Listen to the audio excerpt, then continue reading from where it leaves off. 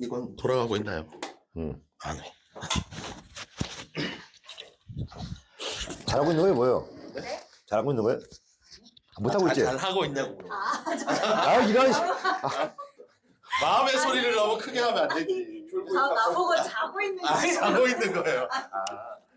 잘하고 일부러 안 쳐다보고 있었어요.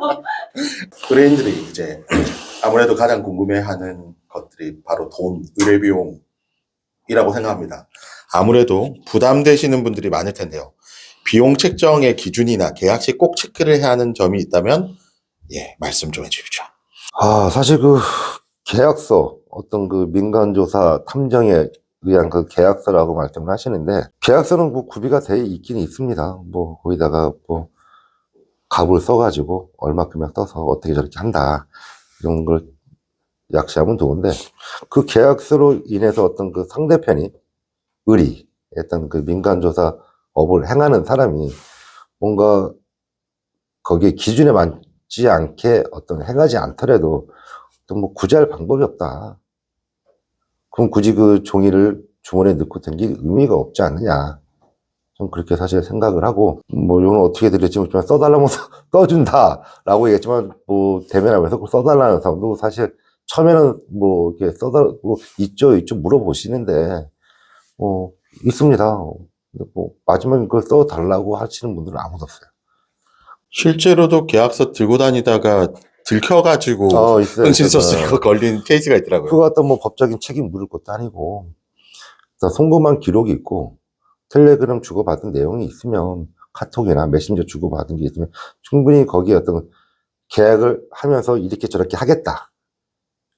그리고 내가 돈을 얼마 붙였다는 내용이 있는데, 굳이 그 전화기 관리도 사실 걸리는 경우가 많은데, 그 종이까지 들고 다니면 무슨 의미가 있을까 싶긴 싶습니다.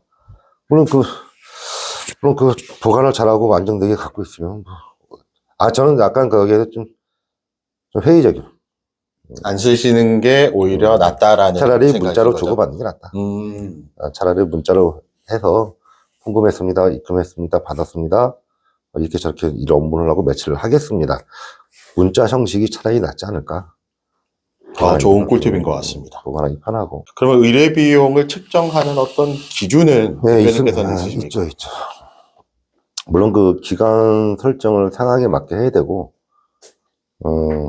일단 그 우리가 뭐 불륜적으로 물어보신다 하면, 또 외도조사, 상간자 소송에 대해서 어떤 증거의 어떤 맥을 잡고 싶다. 일단 이동하는 차량이 있는지 없는지, 그리고 직업이 있는지 없는지. 직업이 있으면 그 유동성 있는 직업이고 언제든지 움직일 수 있는 직업이 있는지, 아니면 정시에 퇴근하는 직업인지, 그리고 어떤 그 상간자 어느 정도 정보를 알고 계신지, 거기서 비용이 좀 많이 책정될 것 같아요. 일단 그 차량 유무를 묻는 건 대중교통 이용할지 모르고, 그리고 뭐 상대편에 픽업이 있을지 모르고, 뭐 전철, 버스, 택시를 이동하다 보면 직원의 어떤 그 노출의 빈도가 있다 보니 인건비가 더 들어갈 수가 있어요. 차량이 있으면 차 앞에서 차량 2인 1조로 미행을 하면 되는데, 안 그러면 이제 도보로 미행하다가 전철을 타고 가면은 전철 밑으로 오토바이가 쫓아가서, 왜냐면 내려서 바로 또 상대편이 픽업 갈 수 있으니 여러 가지 디테일이 좀 필요하니까. 그리고 직업이 정시에 뭐 5시 퇴근이다. 그럼 다시 그 중간에 나오는 상황이 절대 안 된다.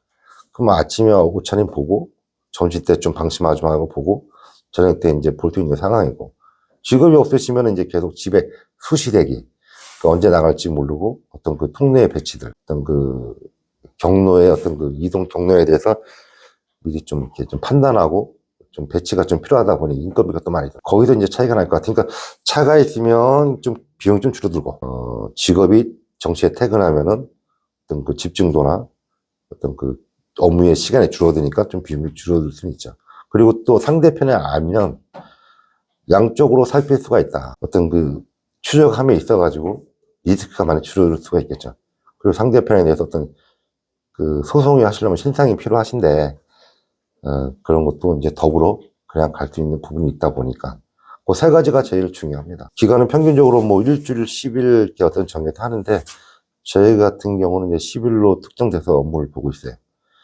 아마 좀 적은 비용이 아닌데, 550에서 한 880, 그 정도 견적이 나온다고 보시면 될 것 같아요. 뭐 아까 그 550이나 이제 880은 이제 좀 많이 차이가 나는데, 그러니까 최악이죠. 이제 어떻게 보면 이제 상황이 안 좋은 건데, 그러니까 속생의 사람이 상황도 안 좋고 돈도 많이 들어가게 이제 하는 부분들인데, 직업이 없으셔. 그럼 언제 나올지 몰라. 그럼 계속 대기, 차량이 없어. 그럼 뭐 대중교통 이용하다 보니 여러 가지 어떤 그 사람의 인건비가 또 많이 들어가. 한 가지의 어떤 그 증거가 없어. 그러면 모든 걸 다시 이제 만났을 때부터 헤어졌을 때 다시 또 재추적, 뭐 여러 가지 그 또 수집을 또 해야 되니 이제 비용이 많이 들 수가 있어. 근데 뭐 역으로 이제 그 550, 뭐 작은 비용은 아니지만 그 비용은 이제 거꾸로 생각하시면 될 것 같아요. 차량이 있고 정시 혜택은 상가한자들 어느 정도 달고 있어. 또 어느 분들은 거의 요즘은 거의는 아니지만은 또 젊으신 분들이 뭐 여러 가지 이제 좀 하시다가 오기 때문에 루틴도 알고 날짜까지 또 특정해 주시는 분들도 있습니다. 그런 거뭐 일주일씩 이렇게 진행하실 필요는 없고 하루 이틀 진행을 하셔가지고 거기에 맞게 또 설계를 하고 비용을 좀 줄일 수 있는 부분도 있고. 노출해도 됩니까? 금액 550에서 880? 못해. 네. 근데 최근 이제 신생업체들이 약간 유행처럼 하는 게 처음에는 미끼로 금액을 약하게 좀 부르고 사기라기는 좀 그렇지만은 조금 연장을 좀 더 유도를 한다거나 결국은 따지고 보면 목돈인 경우들이 많거든요. 그래, 그건 바보 중에 아주 나쁜 바보죠. 우리 같은 경우는 뭐 증거 채증, 소송 가능한 어떤 그 판사의 어떤 그 판단할 수 있는, 그러니까 뭐 이혼 전문 변호사가 판단하에 증거가 100% 승소한다. 그러면 하루 만에 업무가 종료가 되고 비용은 똑같습니다. 물론 상대편 거주지까지 어느 정도 신상까지 파악. 그거를 질질 끌고 가는 거는 못된 놈들이에요. 그러면 안 되고 그런 거는 저는 없다고 저는 생각하고 싶어요. 굳이 그런 업체가 있고 뭐 좀 부당한 업무를 누구한테 당한다 그러면은 뭐 한번 저랑 상담하시면 제가 깔끔하게 정리를 해드릴게요. 실제로 보면은 요즘 인터넷에 광고를 하는 많은 흥신소 탐정사무소들이 뭐 경찰 출신, 검찰 출신부터 해가지고 여탐정. 왜냐면은 이제 남자들은 무서우니까 여자 탐정이 있다라고 하는데 과연 이 정함 대표님께서는 이제 사무실에 여자 탐정이 실제로 활동하고 있습니까? 아니 지금 찍고 있지만 지금 많이 보이실 거예요 뒤에는. 네, 인터뷰를 정말 하고 싶은데. 보일 텐데 저야 있죠. 그리고 실제로 또 여탐정을 또 운영을 하고 있고 또 경력도 14년 차 또 여탐정님도 계시고 여자가 14년 아마 대한민국에 있을지 없을지 잘 모르겠습니다. 그리고 요즘에 제가 그 말씀을 했다시피 홈페이지 보니까 여탐정들이 많이 있긴 있더라고요. 그리고 같이 한다고 또 홍보하는 것도 많이 있고 저는 유튜브에 한두 명 빼고 진짜로 하고 빼고 그 친구들도 내가 좀 듣고 알기로는 업무를 받아서 뭐 외주를 주는 걸로 사실 알고 있습니다. 저도 그렇게 알고 있었습니다. 뭐 직접적으로 이제 같이 이게 실행하는 그 여탐정은 사실 없다고 저는 생각을 해요. 그리고 그 여탐정들이 사진에 이렇게 홈페이지나 뭐 이렇게 블로그에 올라와 있는데 진짜 활동하는 사람인지 아니면 그 이미지를 갖다 올리는 건지 사실 모르겠어요. 우리는 아까 내가 좀 설명했는지 모르겠지만 홈페이지에 있는 건 토시 하나, 숫자 하나 틀리지가 않습니다. 이름, 경력, 얼굴 사진, 이미지 틀린 게 아무것도 없어요. 지금 보니까 홈페이지에서 봤던 분들이 지금 사무실에 앉아 계시는데요. 많이 좀 보일 겁니다. 그럼 대표님께서 보시기에 이제 여자 탐정들이 어떤 현장이나 이런 탐정 업무에 활약을 하는 어떤 장점들이 무엇이 있을까요? 또 불륜적으로 어떤 그 외도 조사를 또 얘기할 수밖에 없는데 우리 여직원들 가끔 가다가 여탐정들이 1년을 보고 2년을 보고 내가 3년을 봐도 같이 나오면 현장을 진짜 얼마나 안 가는 편이지만 어쨌든 좀 손이 필요하면 가면 방해만 되니까 좀 이렇게 곁다리로 보긴 보는데 옆에 서 있는지도 모르겠어요. 은폐를 잘하는 겁니다. 옷을 후딱 바꿔 입고 머리를 묶어버리면 진짜 나 자체도 식별이 안 갈 경우가 되게 많아요. 안경 한 개만 쓰고 모자만 쓰고 마스크만 바꿔도 그렇죠. 그 춘실장님이나 나는 그 어떤 사람을 추적하면 안 될 만한 그 모니터들이고 가면 무조건 그 리스크가 나오는 거고 좀 평범하게 잘 묻힐 수 있는 사람 그 여탐정 같아요. 그 요즘에 그 카메라로 사진 찍는 사람들 없습니다. 나도 좀 팁을 드리자면 어두워질 때는 아이폰을 찍고, 네. 화날 때는 갤럭시 이제 좋은 걸 찍고. 기종에 따라서 장단점이 있나 보죠. 그렇죠. 그렇게 찍으면 되는데, 남자가, 이렇게 셀카 찍는 사람도 없고. 맞습니다. 부자연스럽잖아요. 뭐, 좀 이렇게 액션을 잡아도 될지 모르겠는데, 네. 남자가 이렇게 팔짱을 끼고 있으면, 이런 모습은 많이 보지 못했을 거예요. 네. 여자들이 이 모습 되게 많이 봤을 것 같아요. 그렇지 않을까요? 맞습니다. 이 간단한 그 어떤 그 행동이나 모션도, 의심을 덜 수가 있다. 그래도 여탐정이, 물론 그 남성들이 못하는 그런 어떤 잘 묻히는 부분이 있지만, 또 남자들이 또 할 수 있는 부분이 또 많을 수도 있죠. 네, 그렇죠. 장점을 잠깐 얘기했을 뿐이고, 네.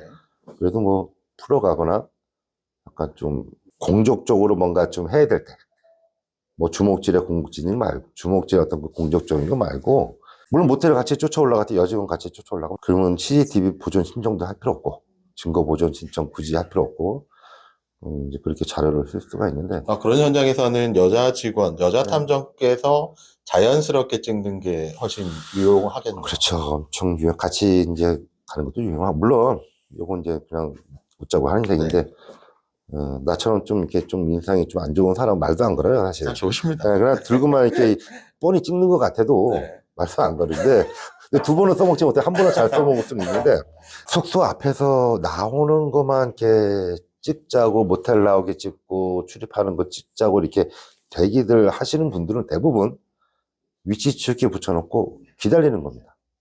저는 그것도 상당히 안 좋은 그 액션 같아요. 물론 증거로 쓸 수 있는 소진 되게 높아요. 그 전에 가정이 없는 거예요. 밥 먹고 모텔 갈 텐데, 술 먹고 모텔 갈 텐데, 프론트 가서 계산을 할 텐데, 프론트가 계산할 때 뭔가 액션을 취하고, 거기서 종료돼도 상관이 없는데, 그러면 결국은 나오는 거를 간판이 나오는 모습이 지금 그런 설명들을 하는 유튜버를 많이 봤는데, 일을 못한다. 그러면 네가 앞에 방심하고 있었구나. 적극적으로 일을 하지 않는 저는 거. 이렇게 생각을 합니다, 사실. 왜냐면 꼭 출입해서 숙박업소에 가서 소송되는 게 아니고, 요즘에는 좀 포괄적으로 민사적으로 많이 보는데, 그거보다 어떤 스킨십, 팔짱을 끼고, 손을 잡고, 어깨를 두르고, 이런 게 더 소송에 더 유리할 수 있습니다. 그 다음에 그런 과정을 겪고 나서 숙박업소 간다 그러면은, 어떻게 보면 또 1 더하기 1인데, 그럼 결국은 이제 그런 장면 없이 어떤 유튜버들은 어느 자리에 있어서 여기 찍어야 돼, 간판 나오게 찍어야 돼, 사람이 나오는 걸 찍어야 돼. 그게 물론 자작으로 만든 건지 모르겠지만, 실제로 이렇게 했던 안 했던 그 자체가 전 일단은 마이너스라고 생각을 해요. 그러니까 네네. 최선이 있고 차선책이 있다면 차선책을 택한 업체들이다. 앞에 과정이 없다. 그러니까 일을 그렇게 하면 안 된다고 저는 설명하고 싶어요. 설명을 처음부터 해줘야 돼. 꼭 마지막에 그거면 됩니다. 라고 하는 거는 경험이 없는 업체다. 한 그 정도 생각하는 업체는 한 5년 차 정도? 그렇죠. 그냥 어중간한 한두 것 찍어놓고 현장 종료했던 케이스들이 좀 있다고 그렇죠. 들어서. 우리가 탐정 흥신소 해결사라고 하는데, 어차피 핸드폰 속에 전화가 오는 건 광고를 내고 전화가 오는데, 착각이 제일 좋을 때가 3년차, 5년차라고 저는 생각을 해요. 내가 최고야. 나 아니면 안 돼. 제일 위험한 생각을 3년차, 5년차들이 많이 하더라고요. 나는 지금도 늘 긴장되고, 놓치면 화나고, 좀 완전히 순화가 되긴 됐는데, 아직도 이제 좀 불같이 화를 냅니다. 어떻게 사람이다 보니 놓칠 수는 있는데, 물론 현장직으로 나보다 더 잘할 텐데, 네가 오죽하면 놓쳤어. 어떻게 하면 네가 디테일 때문에 다음 기회를 봤어를 아는데도 불구하고, 상황도 안 나오고, 찍지도 못하고, 우리는 진짜 사람 구별도 잘 못하고. 근데 현장 직원들이 너무 다 베테랑들이고, 7년차 이상들이다 보니까. 네네. 근데도 화를 내는 건 빨리 끝내고 싶어서 화를 내는 그런 경향도 있지만, 이 기간이 지나가면 어떡하느냐.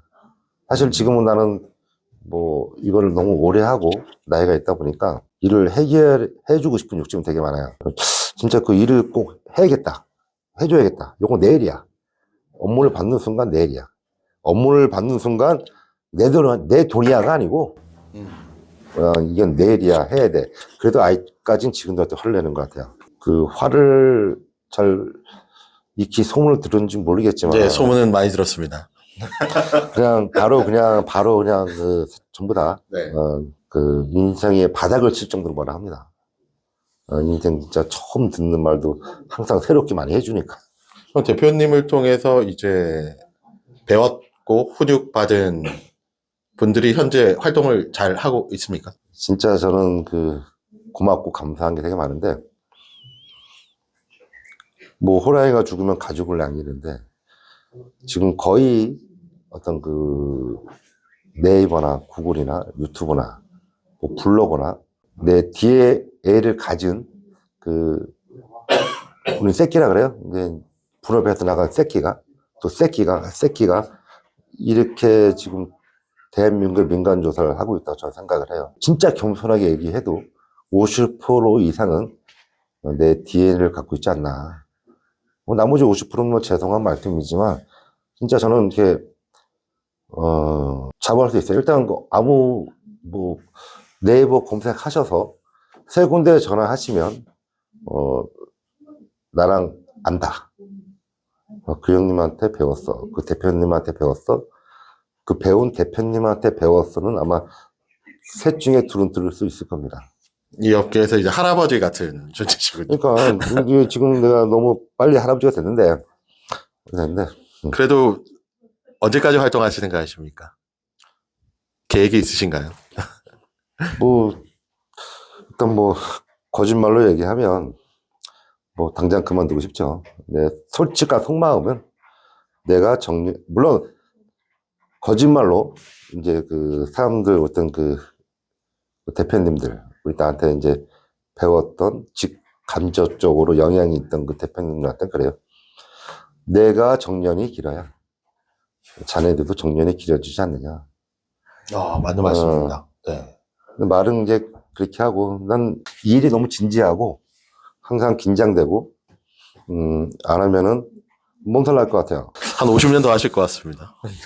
저 할 수도 있습니다. 네. 사실 내 신체적인 문제만 없으면 특히 어떤 이 대화의 맥락이 끊기지 않고 상대편을 이해 못할 정도로 어떤 인지 능력이 떨어지지 않는 이상은 어차피 뭐 현장을 댕기기는 약간 조금 인상도 안 좋고 좀 이렇게 모니터가 안 좋으니까 얼마든지 충분히 가르칠 수 있을 것 같아요. 그래서 우리 현장 직원들은 전부 다 어지 갖다 놔도 지금 최고 조금 된 직원도 뭐 4년 차니까 갖다 놔도 잘할 것 같아요. 그러니까 한가락 한다 그러죠? 다 어디 가서 의뢰인들이 힘들지 않고 다 해소해 줄 것 같다. 뭐 그렇게 생각이 듭니다. 솔직하게 나는 이제는 제가 뭐 조사한 건 아니고 어지 좀 인터넷 좀 서핑을 하다가 보니까 일본인가 그렇다고 합니다. 탐정이란 직업이 어떤 사익감으로 5손권 안에 든다. 일본에서 말입니다. 네네. 그런 말을 들은 적이 있어요. 우리나라 탐정들은 자기 부모나 어떤 아는 지인들한테 직업을 숨기는 경우가 되게 많이 있습니다. 그만큼 아직 그 직업에 대해서 어떤 자부심이나 어떤 자존감이 많이 좀 없는 것 같아요. 일본을 비교할 건 아니지만 우리 남일을 해주는 해결사인데 글쎄요, 저는 돈을 받고 하지만 돈을 받으면서 부끄럽지 않게 일을 한다면 되게 좋은 업이라고 저는 생각을 합니다. 그래서 저는 일찍이 인상은 좋지 않고 물론 뭐 좀 나이도 먹었고 이런 얼굴이 가는데 홈페이지에 올라가서 이러면 전화도 안 올 텐데 누가 전화할까 이런 걱정도 많이 했는데 저는 뭐 차라리 잘생긴 이미지 연예인 그런 사진 올려놓는 것보다 얼굴 걸어놓고 했으면 탐정들이 합니다. 그때 진정하게 어떤 사기도 없어질 것이고 어떤 말에 거칠게 하는 그런 어떤 불편한 말도 안 할 것 같고 지금 다 좀 숨어있는 경향들이 좀 있다 보니까 타 명의의 사업자, 타 명의의 핸드폰, 사무실도 어떤 그거 아시죠? 무슨 소호 사무실 같은 데 네. 얻어놓고 사업자를 내기 위해서 네네. 그렇게 운영을 하다 보면 스스로가 떳떳하지 못하지 않을까. 뭔가 이름을 걸고 얼굴을 걸고 이제는 그 탐정업에 대해서 자부심을 갖고 저는 모든 탐정들이 열심히 하다 보면 뭐 합법이 되기 전부 다 바라고 있지만 계속 이렇게 지지부진하던 게 좀 뭔가 탄력을 받지 않을까. 저는 살면서 탐정사무소 광고를 지하철역에 하는 업체는 대표님 처음 봤습니다. 저도 참 예. 거기 갖다 놓고 부끄러워서. 아, 근데 되게 잘 하신 것 같습니다. 사실 이건 뭐 여자 이런 계획을 얘기하면 안 되겠죠. 저는 이 방송도 내가 안 하더라도 이제 뭐 다 하고 싶어요. 하고 뭐 신문 그런 거 받지 말고 또 뭐 종편부터 시작해서 뭐 비용을 투자하더라도 뭐 좀 요즘에 방송도 많이 하잖아요. 뭐 채널 어디서 방송도 많이 하는데. 네네, 채널 A 것도 네. 있고. 요즘 분위기 되게 좋을 때 좀 이 분위기를 편승을 해가지고 탐정들 민간 조사하시는 분들은 자기 혼자 어떤 그 사고가 진짜 여러 어떤 한 직업군을 망가뜨릴 수가 있다. 라는 그 소망을 갖고 좀 업무를 봤으면 좋겠다. 라는 생각이 듭니다. 지금 같이 시청하고 있는 충실장 TV 구독자분들에게 한마디 좀 해주셨으면 좋겠습니다. 충실장 안지가 한 5년 됐을 것 같아요. 어느 순간에 보니까 유튜브를 많이 찍고 계시길래 내가 전화하셨죠? 네. 전화해서 네. 우리 만나가지고 식사도 참 아름답게 했는데 이제 원래 탐정 업무를 잘하신 거로 내가 익히 들었는데 근데 그 당시만 해도 5년 전만 해도 약간 불모지 같았어요. 좀 거칠고 경찰이나 어떤 수사관이나 어떤 그 관 쪽에서 예민하게 쳐다보고 있을 때고 지금은 탐정업이 이제 그 명칭을 쓸 수가 있고 어느 정도 신용정보통신법이 완화가 되다 보니 그때를 같이 편성하지 못하고 이제 은퇴를 하신 것 같아요. 네, 맞습니다. 성격이 원체 내가 네, 성적입니다. 소심하죠, 소심해. 네. 혈액형이 A형입니다. 그러니까 혈액형 내가 맞춘 것 같아요. 네. 술 먹다가 밥 먹다가 네. 뭐 지금이라도 은퇴는 그 연예인도 은퇴했다가 다시 뭐 복귀하니까 언제든 은퇴하시면 이번에 한번 내가 제대로 한번 우리 좀 춘자한테 좀 가르쳐주고 싶어요. 감사합니다. 이렇게 2부 인터뷰를 마무리하게 되었습니다. 긴 인터뷰였고 탐정업을 하는 이들에게는 정말 도움될 만한 내용들이라서 거의 편집을 하지 않았는데요. 꼭 3번 이상 시청하시면서 현역 최고 원로 홍진호 대표님의 메시지를 이해해 보시기 바랍니다. 다음 시간에 또 만나요. 바이바이. 이상 충실장이었습니다. 이거 한 편으로는 안 될 것 같은데 여러 편으로. 야, 내가 이걸 하면 잘하겠는데 혼자.